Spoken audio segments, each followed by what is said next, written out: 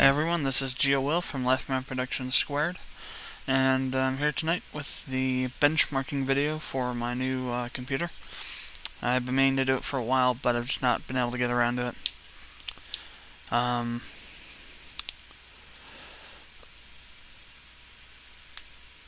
This video is going to be required for us to move to some of the other videos that I have not uploaded yet for stuff related to the build, like the video with all the additional crap that whoever gets my computer will be receiving, as well as the unboxing for the new PSU. That one's also waiting for this one to be finished. So before we get into the actual benchmarking stuff, I just want to go over the specifications for my system. Just for those that haven't been following this video series.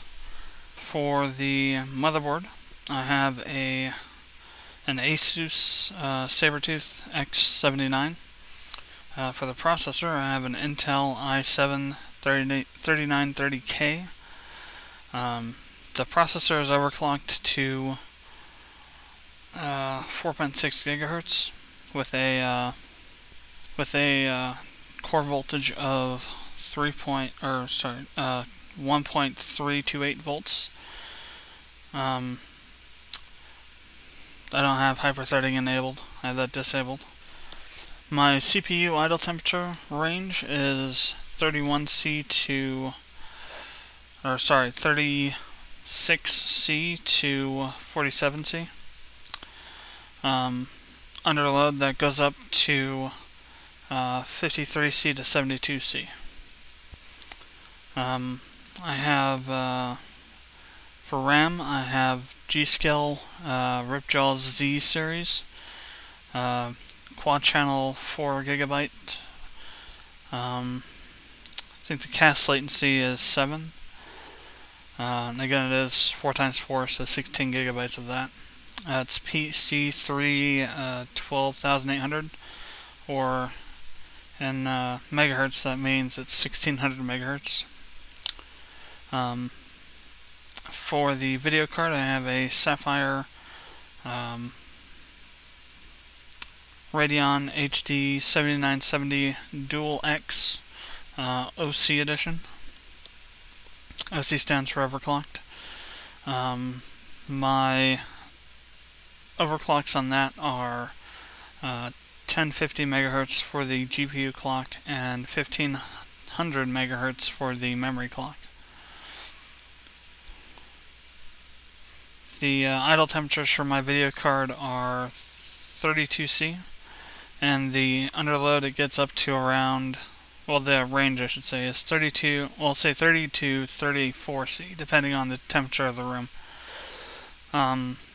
And the underload, it doesn't get to over 65C. I have the fan on 90% all the time.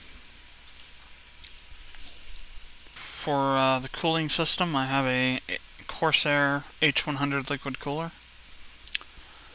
For my system drive, I'm using an OCZ Agility 3 120GB hard drive. It's an SSD hard drive. I have SATAs for everything else. I'm not going to go into all the different settings for those, or different models and such for those. But I have a total of 2.9 terabytes of hard drive space I guess among would be the correct terminology, among 6 other drives, I think. 4 internal and 2 external. That's not including the SSD. And before I get to mention it, my power supply is an Ultra X4 1200 watt modular PSU. For the BIOS settings, because I did make some changes for those. Let me see if I can figure out where I had them written down at. Here we go.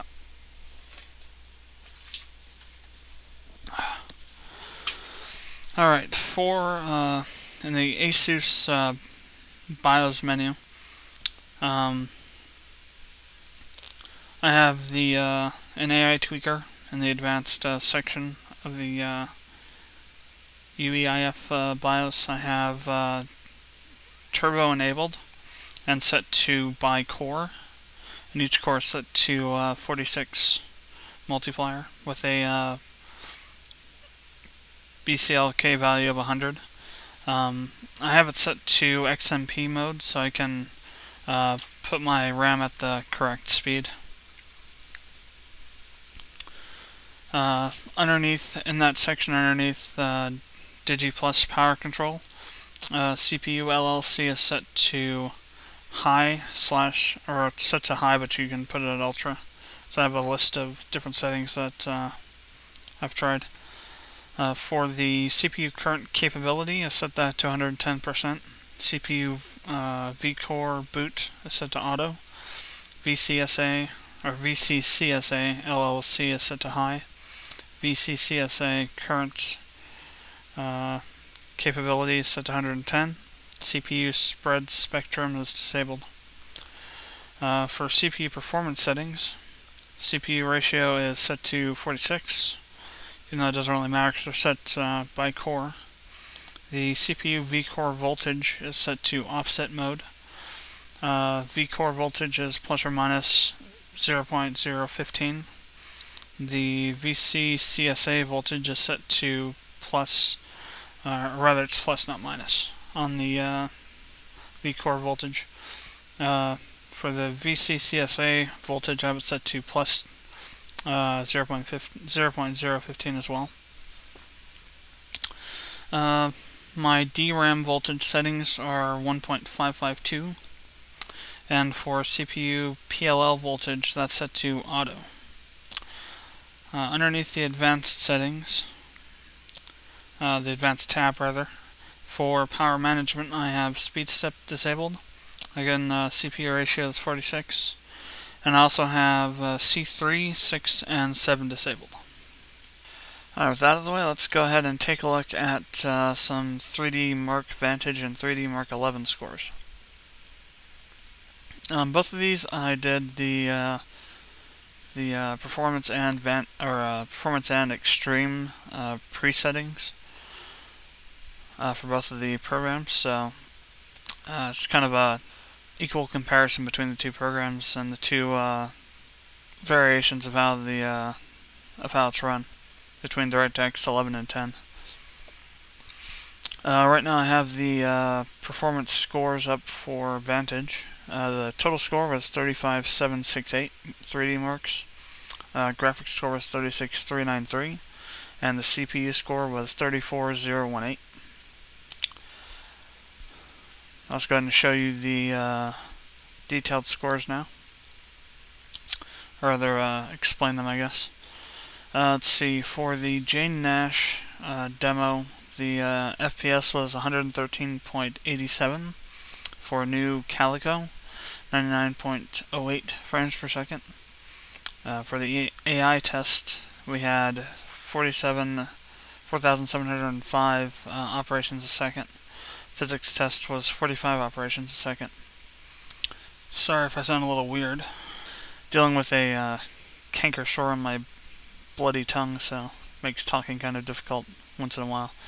But for the texture fill, 122 textiles a second. Color fill is 14 pixels a second. Pixel shader, 141.83 frames a second. Stream output, 63.96 frames a second. GPU particles, 97.24 frames a second. And for the per line noise, it's 296.97 frames a second. That's with the default settings for the performance mode on Vantage. For extreme on Vantage, the total score was 19867, graphics 19425, and the CPU score was 34955. For the detailed scores, the Jane Nash, I guess render, you could call it, was 67.25 frames a second. For new Calico, 46.2 frames a second. AI test was 4,841 operations a second. Physics test 46 operations a second.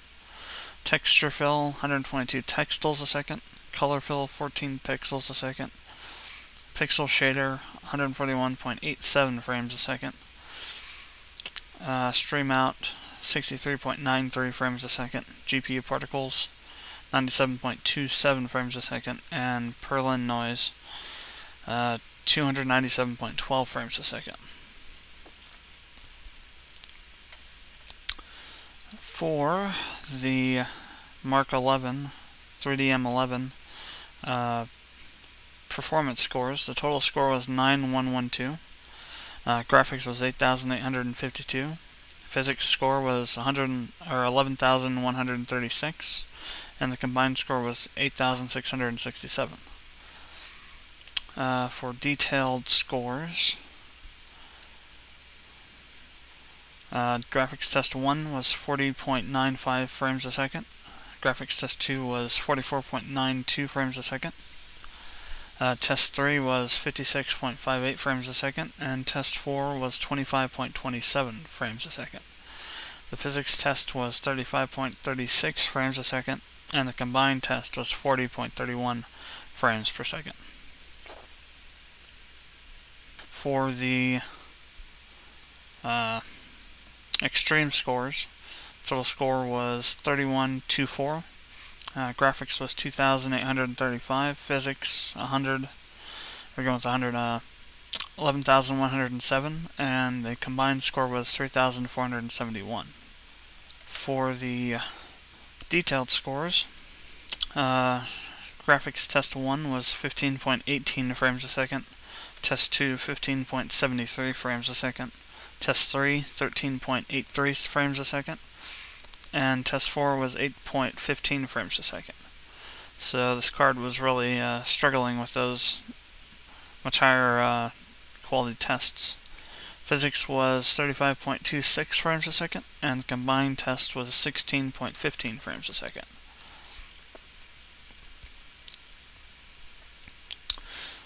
This kind of highlights one of the things I found out that's interesting about ATI cards over the years, or AMD now, I guess. Is that shading and volumetric lighting are things that they seem to have issues with. I'm not sure why that is, but it just seems to be the case. A lot of games on my 4870X too, if you have them at full resolution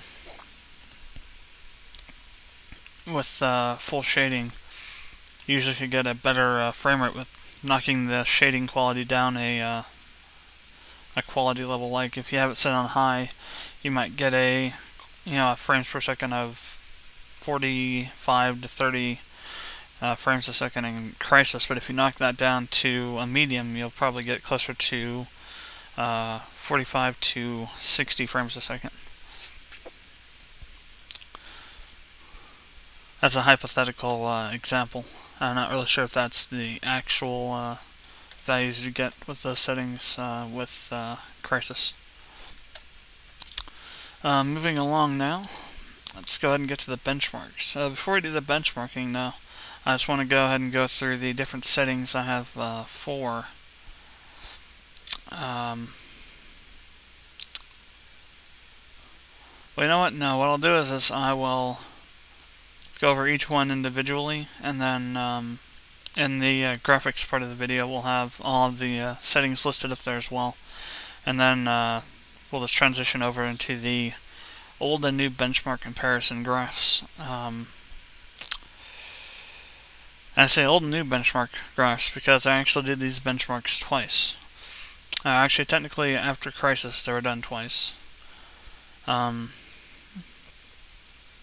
terms of the actual settings that I had on my computer for Battlefield 3 and Modern Warfare 3. It's kind of a rehash, but there were different results for those. The reason for that is because while I was doing my Crysis 2 benchmark, unbeknownst to me, it crashed. My computer crashed with a gray screen of death because of the video card. it's a known issue with there we go, with these newer the 7000 series AMD cards. They have issues the new drivers do with the, I think it's either power or save states with the onboard with the motherboard BIOS that require an update. Otherwise, it causes a blue screen while you're idling the card sometimes. But unbeknownst to me, the actual BIOS settings I had set had to reset to default settings, and I hadn't changed them back. So the first ones that I've written down here were for after Modern Warfare 3, for Crysis 2 and onward, are going to be for a processor speed of 3.8 gigahertz at max, and for the RAM would have been at 1333 megahertz, the default setting speed for the RAM. The way these benchmarks were conducted was I used my iPod Touch to time out 10 minutes, or well, 15 minutes on the second ones.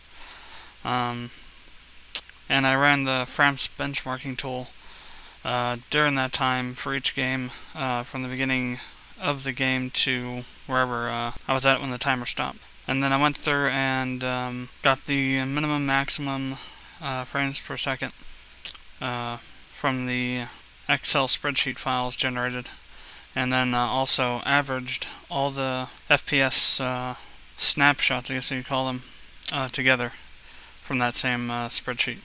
So let's go ahead and start with Battlefield 3. The settings we had for Battlefield 3 were all the texture quality settings were ultra. AA deferred was 4 times MSAA. AP was set to high. Antistraphic filtering was set to times 16. Ambient occlusion was SSAO. No VSync with a field of view of 75. All the resolutions for all the games we did the benchmarks for are going to be 1920 by 1080.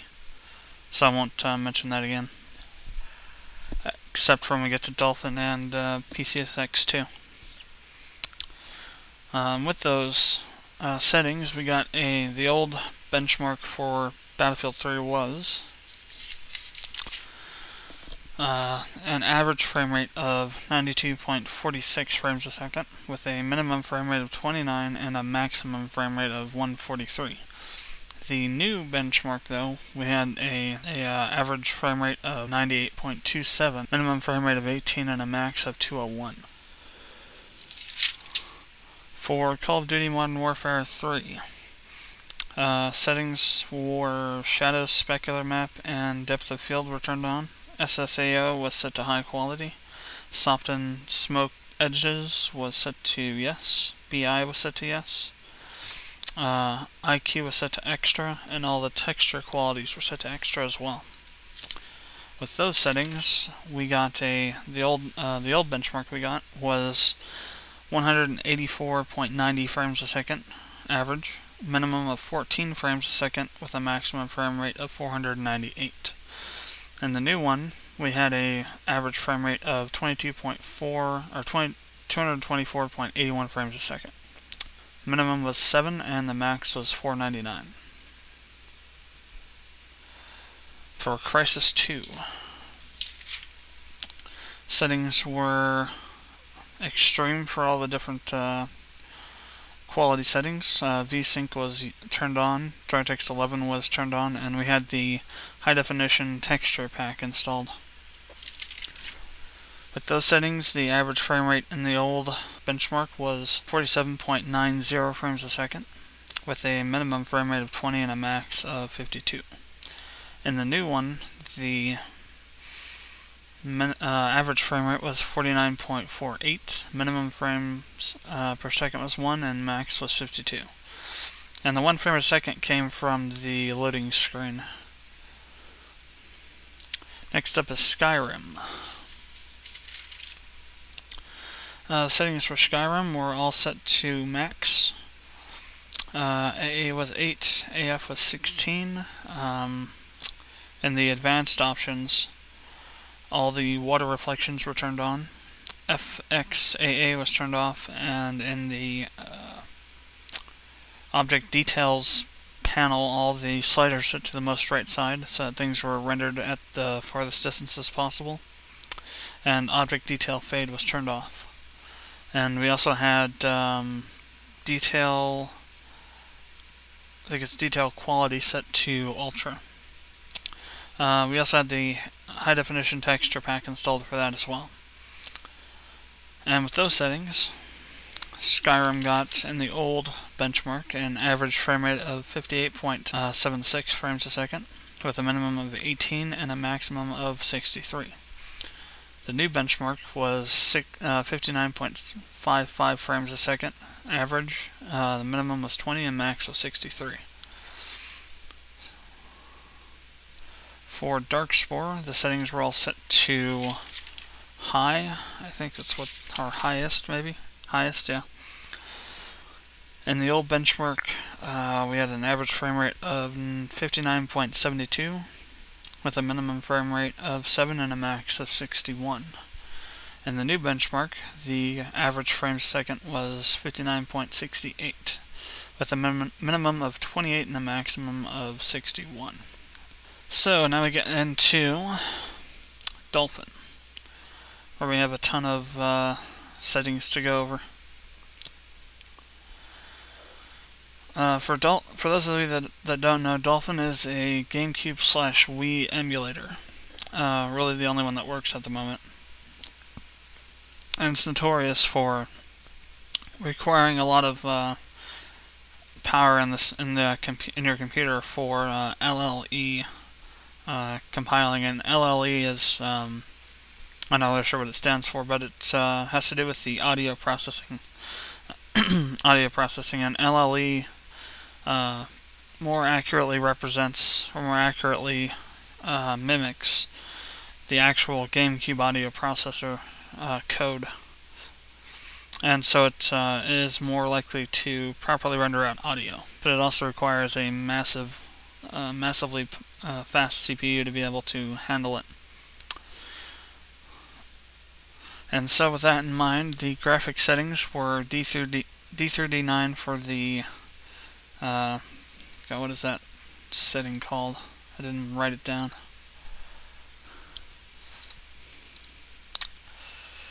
Backend, that's what it is. For the backend, we had D through D9. Full screen, we had set to full screen resolution for 1920 by 1080. VSync was turned off. SSAA was set to ×9. Scaled EFB was checked. AF was set to ×16, and scaling was set to 2 times native. For the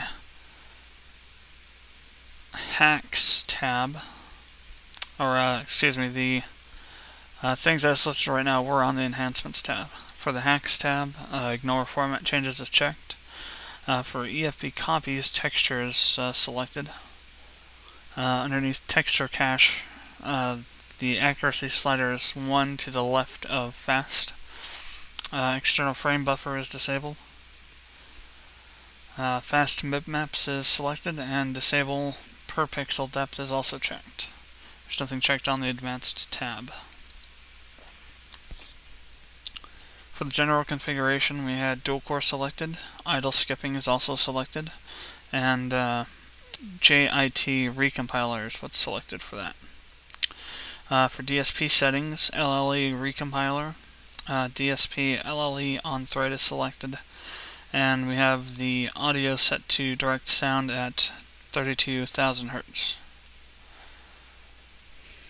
And with those settings in mind, the next two games.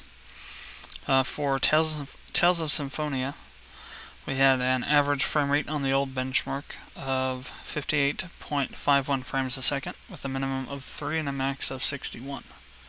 For the new benchmark, it is 58.51 frames a second average and a 3 minimum with a max of 61.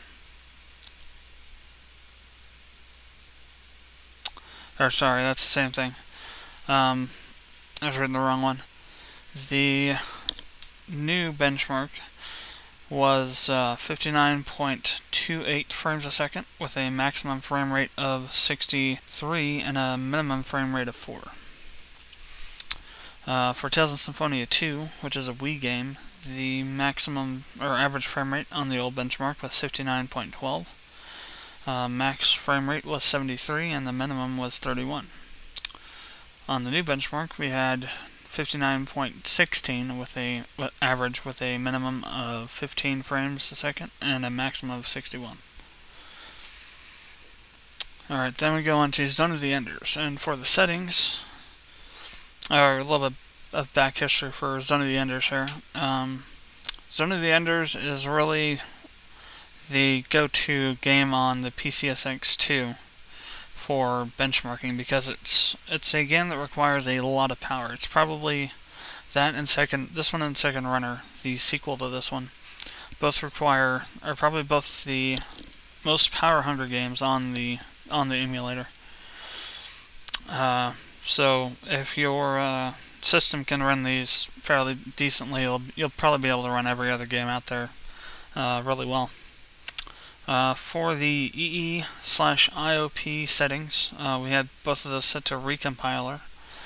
This is underneath general settings on the configuration tab. For the EE and FPU settings, round mode is set to chop 0 and clamping is normal. Underneath the VUs, VU 0 and 1 are both set to EV. Or is it VU? And I have it written down both ways here. Sometimes I think I might have dyslexia. I'm always mixing things around. Let me see. Core settings.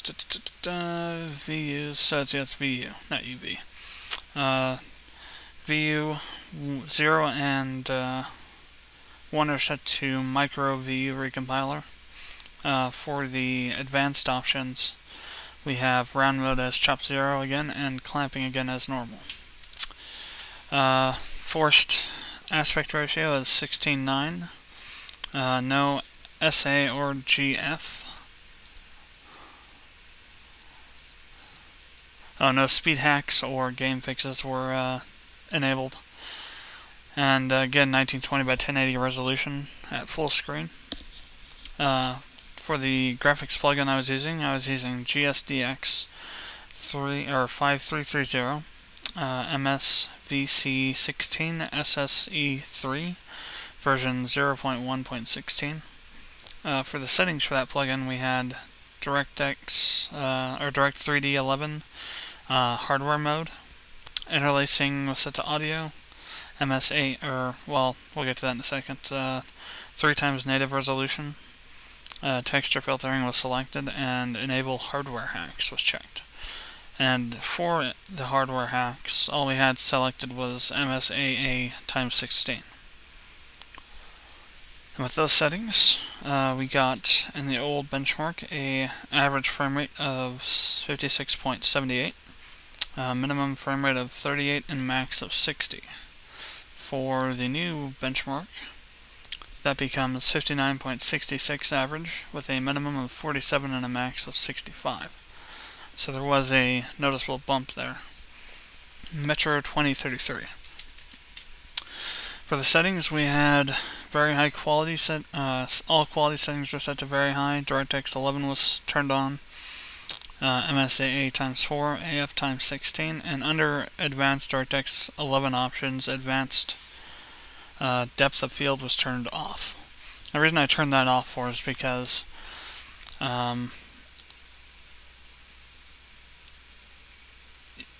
you can't justify having it on for the amount of frames it destroys, for the frame rate that it causes, with no noticeable increase in video quality. So I had that turned off. With those settings, in the old benchmark, we had a frame rate of 70.54 with a minimum frame rate of 33 and a max of 140. The new benchmark was 72.03 frames a second with a minimum of 25 and a max of 134. So, as you can see, my system runs all these games pretty well. Note that these were not done with Fraps actually recording any video, so I'm not sure what the recording FPS would be, but I did use Fraps for benchmarking. But screen capturing aside, it runs everything pretty well. I was actually pretty impressed with the emulator benchmarks. Some of the enders are supposed to take a really powerful computer to be able to play it at all. My old computer could do it usually, but there were lots of places where the frame rate would drop out. There's really almost none of that in this one though, on this computer. I was also really impressed with Tales of Symphonia 1 and 2 and their performance at the higher resolution. I recorded Tales of Symphonia on a resolution of 1280 by 720 with the same settings that I mentioned earlier, and it was fairly stable there as well.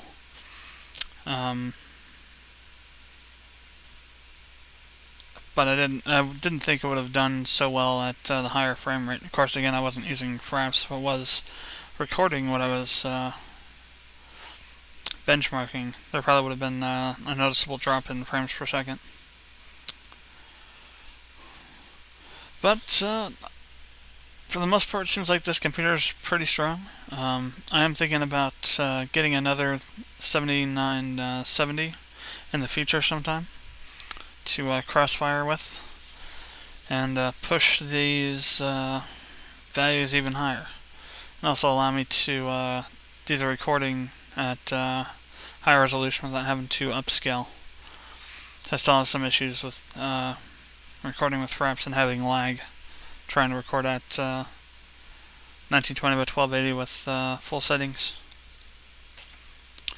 But thanks for watching the video. Feel free to comment on the video or like it, and also feel free to subscribe to the channel. Later on this week, we'll be uploading the Mass Effect 1 review. I'm going to be working on it as soon as I finish this video in After Effects. So it'll probably be starting on Monday or at the latest Tuesday, working on that. Of course, I also have to juggle other stuff like the first developer, behind-the-scenes developer video for Space Crusade as well, and also my finals for my networking classes. But should be able to deal with it. So we will see you next time.